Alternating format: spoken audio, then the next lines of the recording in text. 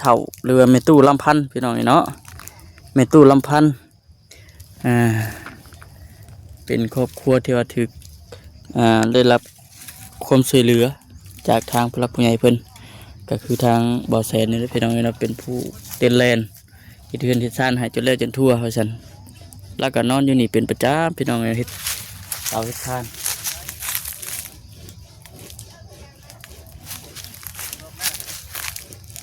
อุ้ย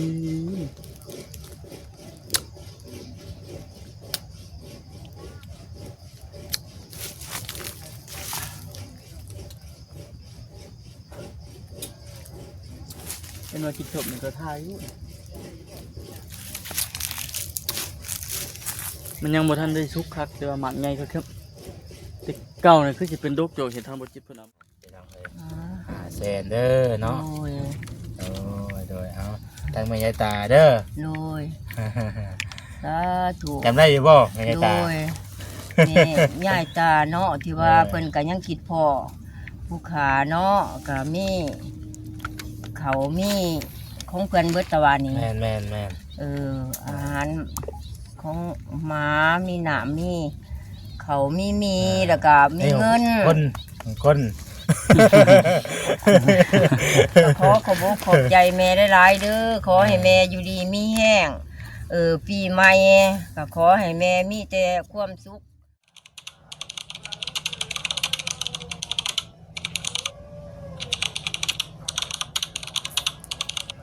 พี่น้องโธ่บ่ได้มาแต่หึงมาบัดถึกช่วงอันหมักไฟกำลังเฮืองกำลังสุกพี่น้องเอ้ยโอ้ยเบิ่งบ่คำสิซีมมึงก่อนต้นหมักไฟพี่น้องเอ้ยเอาจังใดกะก่อนอื่นกะทักทายสบายดีทางพ่อแม่พี่น้อง FCกันเบิดสุคนเด้อพี่น้องพบเจอกับบ่าวคำอีกเช่นเก่าเช่นเคยเปิดกล้องเปิดคลิปมากะอันอยู่ต้นหมักไฟพี่น้องเบิ่ง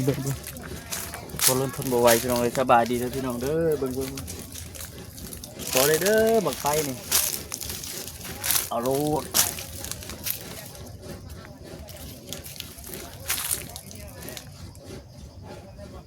มันยังมาชุกคนไหนบางครั้งคิดว่ามันชุกเลยพี่โดยบางครั้งคิดว่ามันชุกแล้วนะ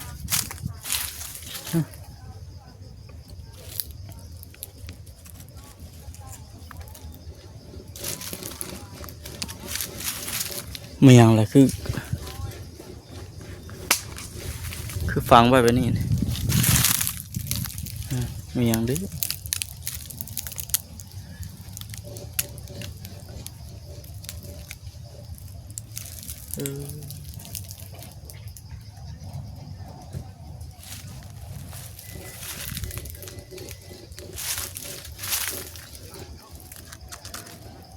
หมักไฟมาทันสุกซ้ำมาคำขึ้นว่าซีมพี่น้องไอ้เนาะ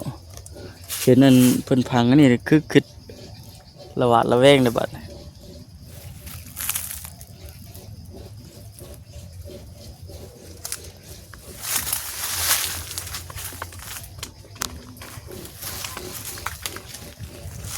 มื้อนี้นะ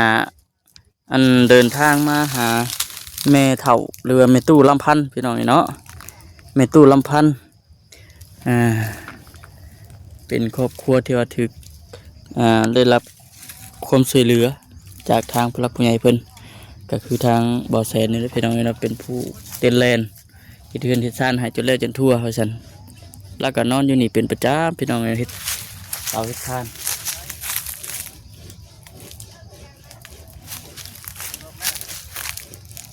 อุ้ย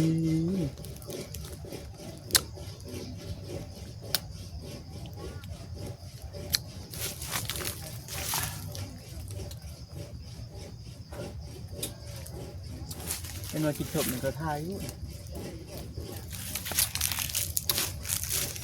มันยังบ่ทันได้สุกคักแต่ว่าหมักไงครับแต่เก่าเนี่ยคือสิเป็นดกโจกเห็นทางบ่จิตเพิ่นเอาเมื่อตอนตะกี้นะแต่ว่าเรือมันเป็นอย่างหนึ่งเนาะมีแต่เท่านี้พี่น้องในปีนี้ไปพี่น้องเลยเนาะ รยากาศคอยคำยำแรงพี่น้องเอ้ยนี่เลยหมักไฟบ้านเขาเอิ้นหมักไฟหรือว่าบักไฟบักเงียวเริ่มเลยพี่น้องเอ้ยเริ่มเข้าสู่ฤดูมันแล้วว่ะดิหมักไฟหมักเงียวเริ่มแล้วช่วงนี้ช่วงแดดๆร้อนๆสิ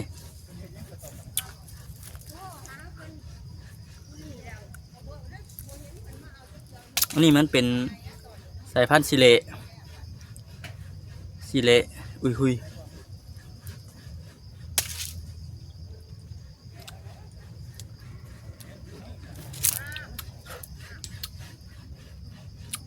สุก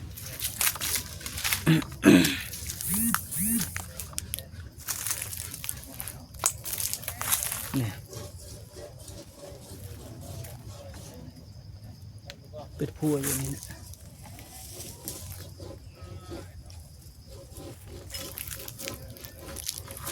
พอดีว่าเดินทางเข้ามาเมื่อนี้ก็พอดีทางบ่แซนมีของมาฝากมาต้อนถ้าไม่เท่าลำพันธ์เพิ่นพี่น้องเนาะก็คือได้รับเป็นสะพานบุญให้กับทางพลักผู้ใหญ่เพิ่นเลยแหละพี่น้องเนาะมาเยี่ยมมายามในกระแมนทางประตูนั้นเราเห็นอย่างพี่น้องเพิ่งเยี่ยมไปยามมันก่อนไปเยี่ยมไปยามเบิ่งก่อนอันนั้นนะเป็นนั่นหัวของแม่เฒ่าลำพันธ์บ่ดูว่าในใดเนาะเข้าไปเบิ่งก่อนเราเห็นอย่าง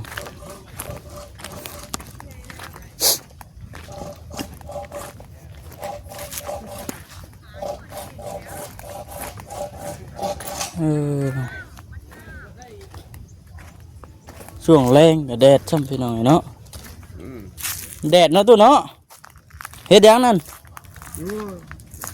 อยู่ซื่อบ่เป็นนะดินี่ บ่เป็นนะ สบายดีเฮ็ดยัง ไม่เก็บน่าจะบนไปถูกเพื่อนเขาเอามันยาวหัวก็ตัด โอ้ไปทุบเพื่อนให้กับเจ้า เขาเอาให้แล้วก็เอามาบ่ได้แล้วก็ตัด เอาบัตรเอามาเนี่ยเอาใส่สลิงประมาณ คนแด้ใส่นะมาจากกดโล โอ้นั่นใส่ล้อเพิ่น มันยาวหัวก็ตัด ล้อ2ล้อคู่ใจอืม ห่อนดี3-4มื้อ เริ่มแล้วเดี๋ยวดูช่วงฤดูมันนับมืออันนี้ขนาดค่ำเลยเด้นี่3 โมง 4 โมงเลยเด้นี่ คุณแด้ ตอนเว้นนี่ห้องบ่นับพี่น้องเนาะโดนได้บ่ได้เข้ามาทางนี้เนาะจักโดนบ่โดนเด้อพี่น้องดุนหมักไฟอันกำลังอีกจังหน่อยแม่นสุกเด้นี่เนาะ สุกเล็กตัวสุกก็มีได้หุ่นเลาะแท้ แต่ว่าปีนี้คือบ่เห็นดกปานใดบ่ปีนี้ มีแท้ป่าพุ่น โอ้อยู่ในพุ่นอีก ข้างไปโลดแท้ป่าเลือกทิ่มเบิ่ง ซิมเบิ่งเลือกซิมเบิ่งติอันนี้แสดงว่ามันยังบ่ทันได้สุกปานใดตัวนี้เนาะใหญ่ครับพี่น้องเนาะ จนเรื่องเลยยังเกี่ยวอยู่ เอาท่านนี่เฮ็ดประจำแล้วเนาะ เล็ดนึงก็ได้อยู่2เทื่อ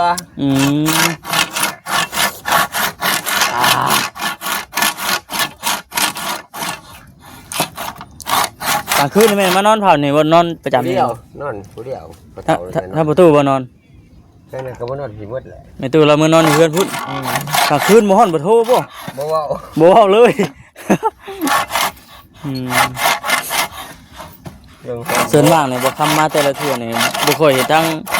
ประตูเราปานใดมีแต่ไปเฮ็ดเวียกอยู่ข้างนอกเนาะเจ้าเนาะแต่ว่ามื้อนี้น่ะบ่ได้ไปบ่ บ่ได้ไป บ่ได้ไปจักมื้อแล้ว ว่านนี่มื้อชื่น2มื้อ 2 มื้อแล้วเนาะ ตามมื้อนี่ เขาพา พักปีใหม่นี่บ่ คุดคุ้มให้เขาก็เลยเขาบ่มีทอสิเอาลงคุมวิดอยู่นี่ดิบนรถเข็นอยู่ทิศป้อมตำรวจหลักแบด โอ้อยู่นี้ อยู่บนเขาจอดรถฉลายอยู่ฮะ เขา เห็นกระลารถหันทิศสำนักบ้านบ่มีไหล ๆ ก็เลยเจ้าของผู้สร้างคุดกับปุ่นอยู่ซุยหุ่นจะใส่ซุย พุ่นแหล้วทางใต้พุ่นทางเลข13พุ่น พูดแล้วเขาไปซุยหุ่นเวิร์ดของมีอันห่านเขาอยู่หุ่นก็ล่ะ โอ้ห่านเพิ่นนี่พุ่น ห่านเจ้าของไปซุยหุ่นเวิร์ดแต่ว่าชุกโอ้ยเขาว่าห้าวเขาคุดดอก คิดว่าจะได้เงิน คุณเรียบร้อยแล้ว แต่ว่ายังเงินยังบ่ทันได้ บ่ได้แล้วคงบ่มี มันมีท่อเนาะคุณแล้วแต่ว่ามันมีท่อมาลง หรือแปดท่อบ่ใช่ พูดเดี๋ยวทั้งลูกไปพูดก่อนเด้อ ไปดี ไปพูดแล้วไปกระต๊อบเจ้าก่อนถ้ามาแสนไปสีย่อเครื่องลูกมาจ้าโอเคกินบ่นี่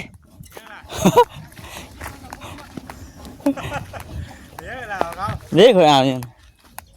หมักไฟฮะว่าแล้วว่าเราไปยังไงแห้งสุกหลายหรอวะ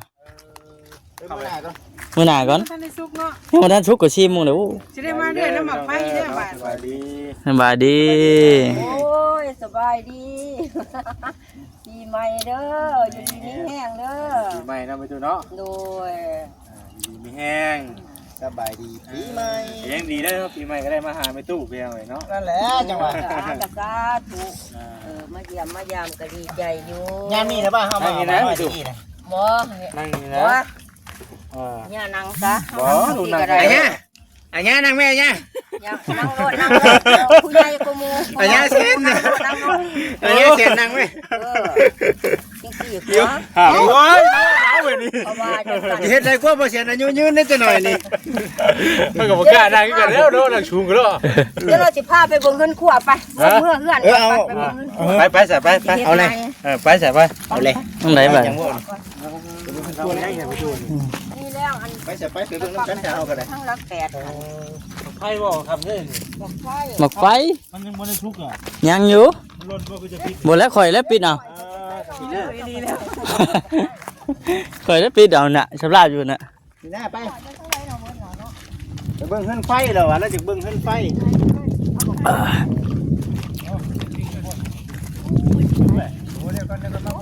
พุ่นจิตเห็นว่าอยากได้เลาะข้างในพุ่นเด้อ ไฟก็มีบ่ข้างในน่ะไฟนี่ มีอยู่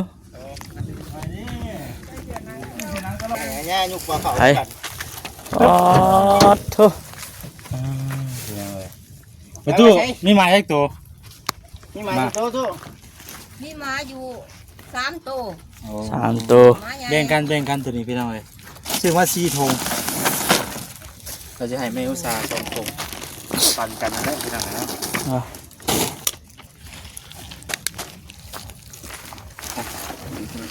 อันนี้ป้ายใช่ อาหารหมา ป้ายนี่ก่อนบ่ โดยไป นี่ก็ได้เนาะประตูให้เมียเนาะไม่คมยังมาชิดไอ้พวกเขานี่พี่เจ้า โอ้ก็เอาแน่เพียงจังได ยังอยากได้อยู่เด้ ว่านี่ก็ไปรับหนีเข้ามาเด้ดิ มักบ่นี่ หมาฮักดอกเบิ่ง ได้แล้วเป็นจังไดน้ำเย็นๆมีอย่างอีกเนี่ยมีแต่มาม่ามีไว้แห้ง เก็ดหนึ่งบ่ คือบ่มีมาม่าป่ะฮะก็มีแต่จำๆกับไว้ๆป่ะกันนั่นแหละได้อยู่ป่ะ ก็เป็นคนตรงสิ เนาะโอเคยังอีกเจ้านึงบัดนี่อีกเคสนึงอีกเคสนึง ของขวัญปีใหม่บ่ ก่อนใหม่เด้ อืม ต่ออายุ ไปตู้ ต่ออายุ ของขวัญปีใหม่ตู้ โดย โอ้ยคือกลายเป็นลายปวดออกมา จะทำไรปนหก เอาค่อยดีเนาะ ถึงว่าบ่ได้ไปวัดไปว่าผู้กาก็ดีใจอยู่ไปแล้วมื้ออื่นนี่ เออ มีบ่มีก็สิไปแล้วมื้อ ไปว่ามือนี่ โดยไปแล้ว เดี๋ยวเลยเนาะชื่อ ได้ตั้งแต่อันหมักสมปอย อันกับน้ำหอมหลอดหนึงมามื้อนี้ ก็บ่มีสังวะ เอาไปหน่อยเนาะมีแล้วก็กับข้าว10 กิโลแล้วก็คืออีกส่วนหนึ่งนะทางเมืองเพิ่นบ่ให้ซื้ออาหารแบบนี้มาแสดงกับแบ่งกันครับมันนี่แหละอีกเคสหนึงก็สิให้2 ธงแล้วก็ให้ไปตู้พัน2 ธงแบ่งกันเนาะพอแล้วก็มีมาหลายตัวเต็มเนาะไปตู้ โดย เพิ่นสิเคยกินอยู่บ่นี่ จังว่าก็สิกินอยู่แต่ว่า มันจะเป็นคล้ายๆคือขนมมันกินดีแล้ว กินอยู่ ขอบใหญ่ดีเนาะ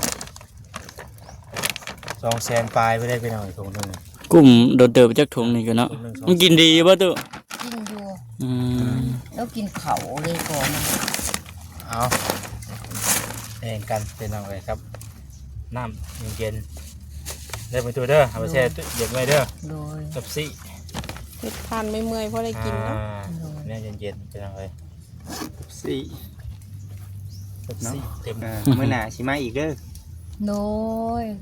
มาอยู่บ่ อย่าสุดตัวผู้ขาละตัวร้ายผู้ขาแห้งเถ่าไปเอามือไป โอ้ยคันหมูตัวนี่บ่ ตัวหลายแห่งเท่าดิ กินหอดโทรหาอยู่2-3เทื่อก็บ่เห็นมา เออ เฮ้ยเนาะอืม เอาพี่น้องเลยเนาะแล้วก็นี่ของขวัญปีใหม่ให้พร้อมเนาะอันนี้ก็ข้าวน้ำจำปาสิ่งของหมดสิ่งอย่างนี่ก็เป็นทางแม่ยายตาพี่น้องเลยเนาะทางแม่เพิ่นก็ให้ทางบ่แซนเป็นสะพานบุญให้คือเก่าเนาะก็นี่แหละพี่น้องเลยมีจำนวนเงินพร้อม500,000กีบเดิมไปตัวเด้อ โดย พอได้ ขอบใจหลายๆ ใส่ใจครอบครัวเนาะ โดย พี่น้องเลย อ่า 500,000เด้อเนาะ โดย โดยเอาทางแม่ยายตาเด้อ โดยสาธุ จำได้อยู่บ่แม่ยาย โด ตาย นี่ยายตาเนาะที่ว่าเพิ่นก็ยังคิดพ่อผู้ขาเนาะก็มีเขามีของเพิ่นเบิดตะวันนี้ แม่นแม่นแม่น อาหารของหมามีหนามมีเขามีแล้วก็มีเงิน คน ก็ขอบอกขอบใจแม่หลายๆเด้อขอให้แม่อยู่ดีมีแห้งปีใหม่ก็ขอให้แม่มีแต่ความสุขความสบายใจผู้ขาก็จนต้องอวยพรก็บ่ถูกแล้ว ตื่นเต้นบ่มื้อนี้ ตื่นเต้นหลายแม่เอ้ย แต่งตัวบ่ทันบ่ได้เลยมื้อนี้เนาะ ขอให้แม่จงอยู่ดีมีแห้งสุขภาพเข้มแข็งตลอดทั้งครอบครัวของพ่อของแม่เด้อขอให้คุณพระคุณเจ้าจงปกปักรักษาแม่ตลอดไปปีใหม่ขอให้แม่จงมีจังแต่ลาบแต่เฮงเด้อทั้งบ่าวแสนแล้วก็ทั้งอันแม่ อันนู้น แม่น้องอนนท์ เด้อ บ่าวคำบ่าวจิต เออ ก็ให้เจ้ามาเป็น มา สะ ดู พาน ก่อน บุญ ไปดู ให้แม่ เลย ก็ มา ข ดู อให้เจ้าอยู่ดีมีแห้งเด้อปีใหม่ โดย มาหอดมาถึงมื้อนี้นี่แล้วก็ หอดแล้วตัว ขอให้เจ้าร่ำรวยเด้อไปงานใดก็ขอให้เจ้าสำเร็จเสร็จสิ้นได้ให้อยู่ดีมีแห้งสุขภาพเข้มแข็ง เด้อ ทั้งบ่าวแสนหันแดผู้รักผู้ใหญ่ก็อยู่ดีมีแห้งเด้อไป สาธุเนาะพี่น้อง สา ผู้อวยพรก็ให้อยู่ดีมีแฮงคือ แม่ กัน น เนาะ โดย เอา สา แคปดูกันเลย โดย ไปตู้จับเงินไปเด้อตำปลาได้ไปตู้เด้อ ไปซะพี่น้องเนาะดีมุกดีใจนำในตู้ลำพันคือลำพันพี่น้องเนาะดีใจแล้วก็ได้เข้าของก็ได้ต่อกันอีกพี่น้องเนาะโอเคพี่น้องสบายดีปีใหม่เด้อพี่น้องสบายดี